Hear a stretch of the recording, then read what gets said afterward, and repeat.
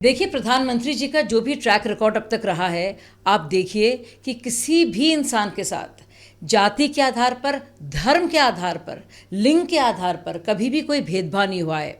जितनी भी कल्याणकारी जो हमारी योजनाएं हैं, सेंट्रल वेलफेयर स्कीम्स हैं, किसी के साथ पक्षपात नहीं हुआ है। और क्योंकि ये जो फर्जी झूठ बोलने वाली, झूठ मूठ की जो सेक्युलर पार्टीज़ हैं, उन्होंने मुसलमानों को सामाजिक तौर पर, आर्थिक तौर पर इतने ज़्यादा दबा के रखा है, इसलिए सबसे ज़्यादा जो बेनिफिशरीज़ या लाभार्थी रहे हैं इन्हीं सारी प्रधानमंत्री जी की योजनाओं के, सबसे ज़्यादा अपनी आबादी से कहीं ज़्यादा बढ़कर, जो उनकी सिर्फ 14% है, लेकिन अगर आप देखेंगे लाभार्थियों को और उसका प्रतिशत कितने मुसलमान हैं, तो आप पाएंगे कि 28% से लेकर 40% तक मुसलमानों को फ़ायदा मिला है।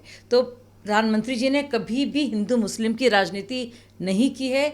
एक भी कोई प्रमाण दिखा दे कि किसी भी मुसलमान के साथ किसी भी आधार पर भेदभाव हुआ है, जहाँ तक बात है सारी की सारी गवर्नमेंट की स्कीम्स को लेकर। देखिए, आम आदमी पार्टी के अंदर बहुत गंदगी है। इस वक्त वहाँ घमासान छिड़ा हुआ है और मैंने खुद विभव की बदतमीज़ी को बर्दाश्त किया है, सहा है।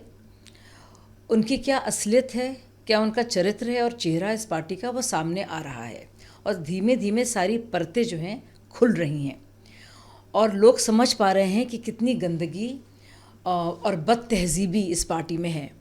जिस तरह से पूर्व महिला आयोग की, दिल्ली महिला आयोग की जो अध्यक्ष और वर्तमान तौर पर जो सांसद हैं, उनके साथ जो हाथापाई हुई है, अपने आप में उनकी असलियत को पूरी तरह से बताता है। बिल्कुल, संजय सिंह के पास कोई चारा नहीं था, बल्कि इस बात की तस्दीक करना कि स्वाति मालीवाल के साथ हाथापाई हुई है, वो भी केजरीवाल जी के घर में, उनके आवास में।